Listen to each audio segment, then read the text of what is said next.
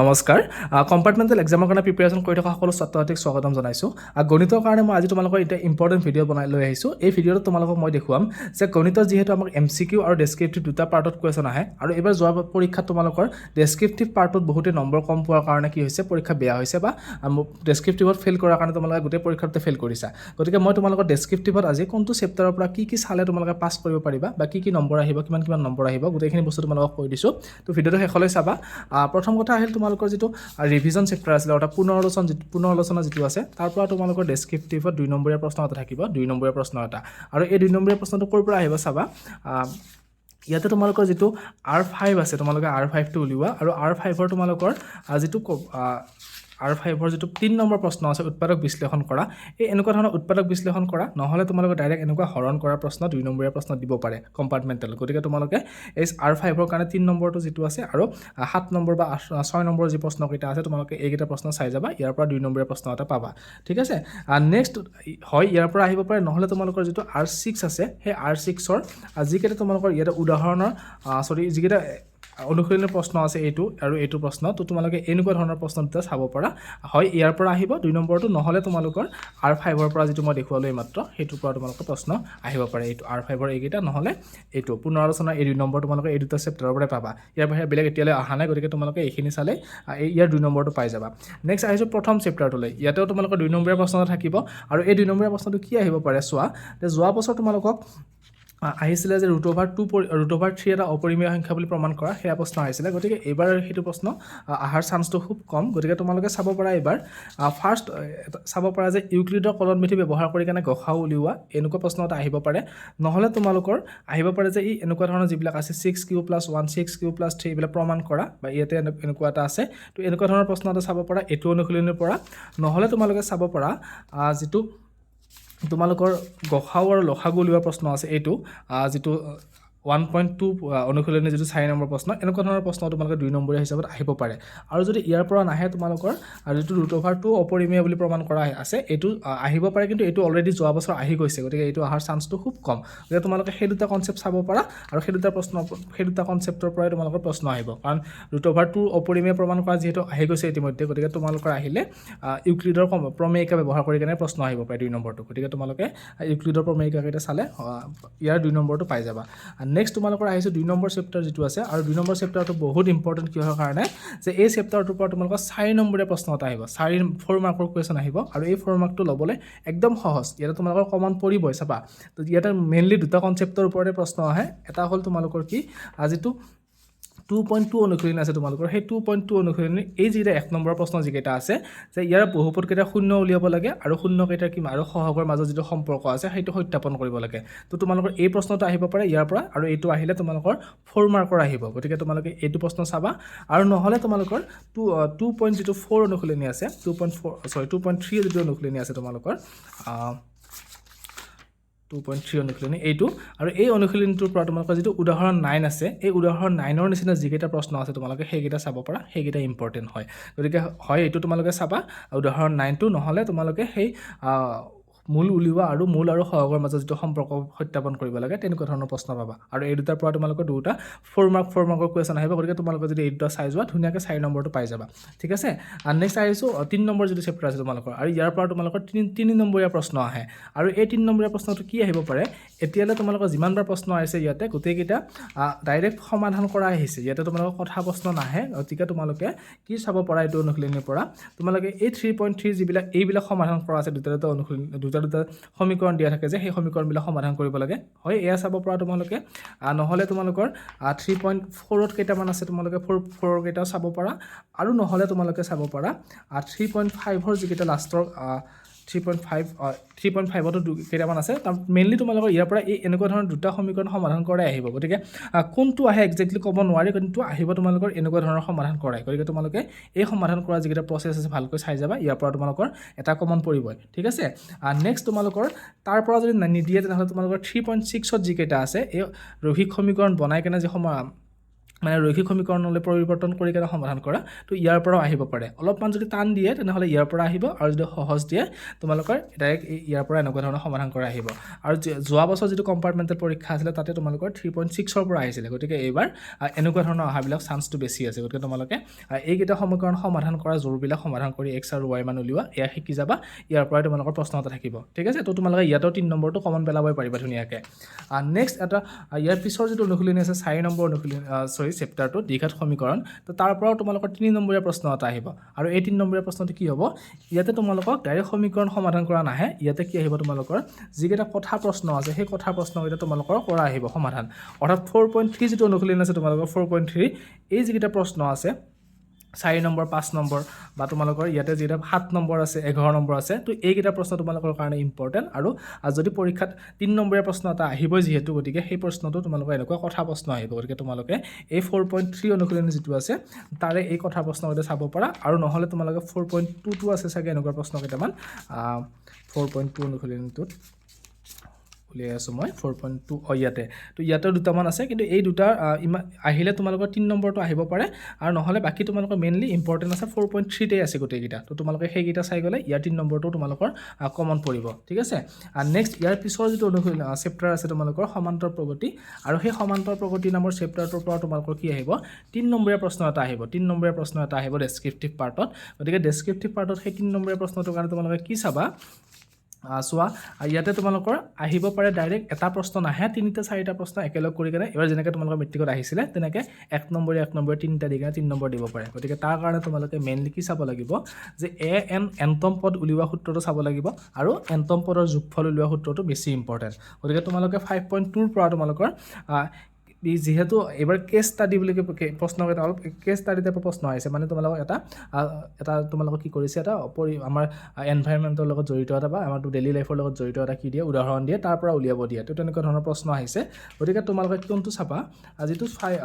5.3 যিকেইটা লাষ্টৰ প্ৰশ্ন কেইটা আছে যে এইকেইটা প্ৰশ্ন তো তোমালোকে এইকেইটা প্ৰশ্ন ইম্পৰ্টেন্ট হয় যোৱা বছৰ তোমালোকৰ আহিছিলে কি গছৰ পুলি ৰোৱা প্ৰশ্ন এটা আহিছিলে গতিকে তোমালোকে এইবাৰ এনেকুৱা ধৰণৰ প্ৰশ্নবিলাক তোমালোকে চাবা আৰু এইটোৰ পৰাই তোমালোকৰ 3 নম্বৰীয়া প্ৰশ্ন এটা আহিব ঠিক আছে তো সমান্তৰ প্ৰগতিৰ কাৰণে তোমালোকৰ এইখিনি ইম্পৰ্টেন্ট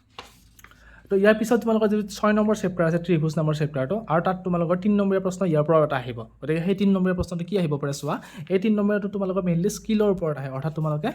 উপপাদ্য প্ৰমাণ কৰা আহিব পাৰে নহলে তোমালোকৰ উপপাদ্য মানে 6.1 যেটো তোমালোকৰ আছে ইয়াতে 6.1 উপপাদ্য এটো প্ৰমাণ কৰা আহিব পাৰে তোমালোকৰ ইম্পৰ্টেন্ট হয় এটো আৰু নহলে তোমালোকৰ 6.3 যেটো অনুশীলনী আছে 6.2 যেটো অনুশীলনী আছে তাৰে তোমালোকৰ এই 9 নম্বৰ আৰু 10 নম্বৰ প্ৰশ্ন দুটা ইম্পৰ্টেন্ট হয় এইটো 3 নম্বৰ হিচাপত তোমালোকৰ পৰীক্ষাত আহিব পাৰে আৰু ইয়াৰ উপৰি তোমালোকে চাব পাৰা সদৃশতাৰ যিকেইটা প্ৰশ্ন আছে 6.3 অনুশীলনীত এই এনেকুৱা ধৰণৰ তিনিটা প্ৰশ্ন দিব তোমালোকক দি কেনে 1 নম্বৰ দি কেনে 3 নম্বৰীয়া প্ৰশ্ন আহিব পাৰে তো প্ৰমাণ কৰা এনেকুৱা ধৰণৰ গতিকে তোমালোকে ইয়াতে তোমালোকে এনেকুৱা ধৰণৰ প্ৰশ্নবিলাক চাবা 1 নম্বৰীয়া প্ৰশ্ন আৰু উপপাদ্য 6.1 টো প্ৰমাণ কৰা চাবা নহলে উপপাদ্য 6.2 টো তোমালোকে প্ৰমাণ কৰা চাই যাবা তো এইখিনি হল ত্ৰিভুজৰ চেপ্টাৰটোৰ পৰা তোমালোকৰ ইম্পৰ্টেন্ট তো ইয়াৰ পিছত তোমালোকৰ ত্ৰিভুজৰ পিছৰ চেপ্টাৰটো আছিল স্থানাংক জ্যামিতি ইয়াৰ পৰাও তোমালোকৰ প্ৰশ্ন এটা আহিব দীঘলীয়া প্ৰশ্ন হেতু হল 3 নম্বৰীয়া প্ৰশ্ন থাকিব স্থানাংক জ্যামিতিৰ পৰা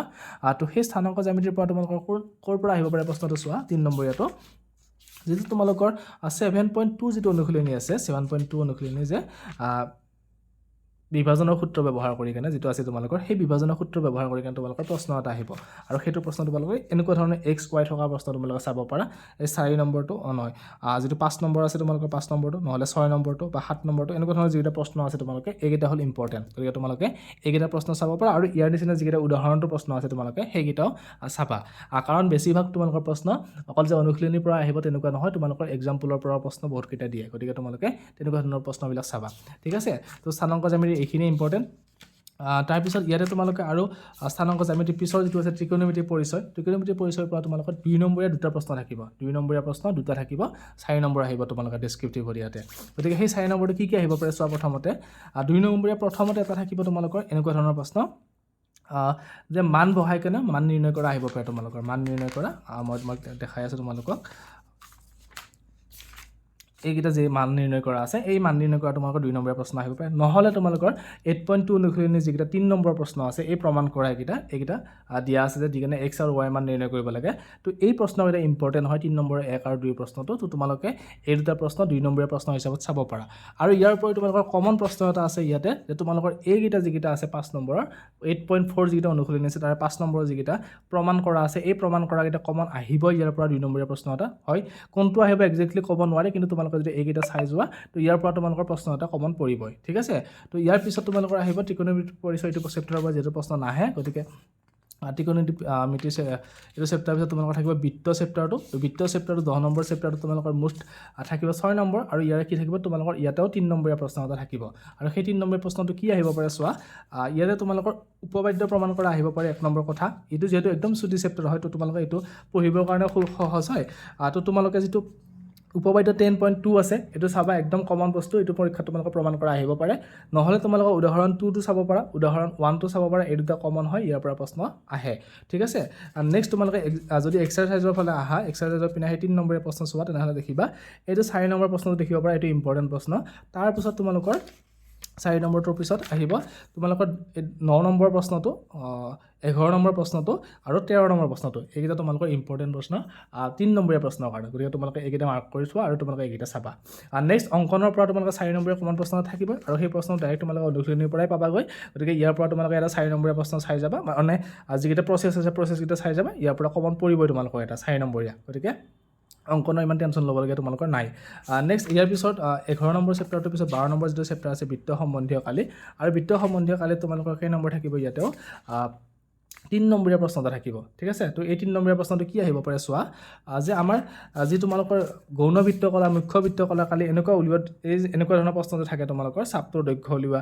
বা চাপটোৰ দ্বাৰা গঠন হোৱা বৃত্ত কলাটোৰ কালি উলিওৱা এনেকুৱা ধৰণৰ প্ৰশ্ন তোমালোকক 3টা দি দিব দিকানে এইকেইটাৰ পৰা তোমালোকক 1 নম্বৰকে 3 নম্বৰে দিব পাৰে নহলে তোমালোকক এই